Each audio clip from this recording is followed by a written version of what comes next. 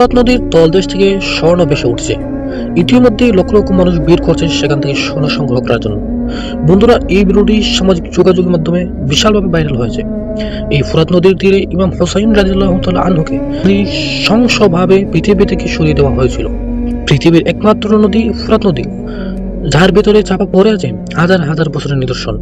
আমাদের প্রিয় নবী হযরত মুহাম্মদ সাল্লাল্লাহু আলাইহি ওয়াসাল্লাম এর বলে যাওয়া বার্তা, তোমরা ততক্ষণ পর্যন্ত কিয়ামতের আশা করো না যতক্ষণ পর্যন্ত না ওই ফোরাত নদী তার ভেতর থেকে স্বর্ণের পাহাড় বের করে দেবে। ফোরাত নদীর সাথে কিয়ামতের একটা বড় সম্পর্ক রয়েছে। বন্ধুরা, এই ফোরাত নদী শুকিয়ে যাওয়া এবং এর ভেতর থেকে বেরিয়ে আসবে সোনার পাহাড়, যা আমরা ভিডিওতে প্রমাণ সহ দেখলাম যে মানুষ ফোরাত নদী থেকে সোনা তুলছে।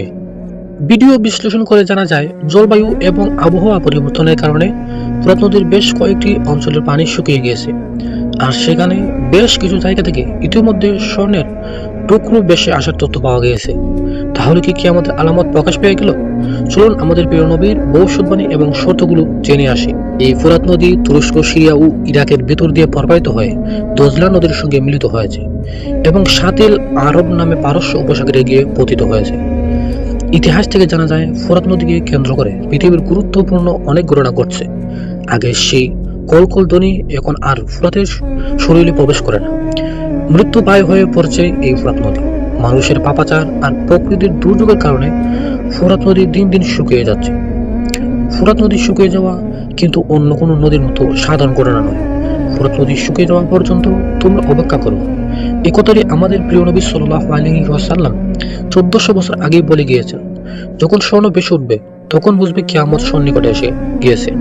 কিয়ামতের অন্যতম একটি বড় নিদর্শন হলো এই ফোরাত নদী শুকিয়ে যাওয়া এবং এর ভেতরে স্বর্ণের পাহাড় দেখতে পাওয়া।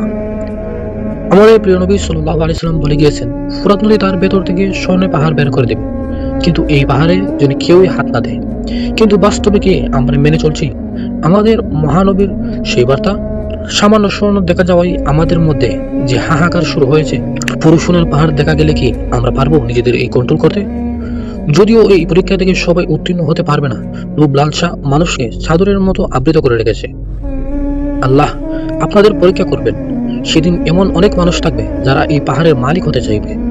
মানুষ তখন সেই সম্পদ নিজেদের করার জন্য যুদ্ধে জড়াবে এবং প্রতিটি দলের 100 জনের মধ্যে 99 জন মানুষ মারা যাবে।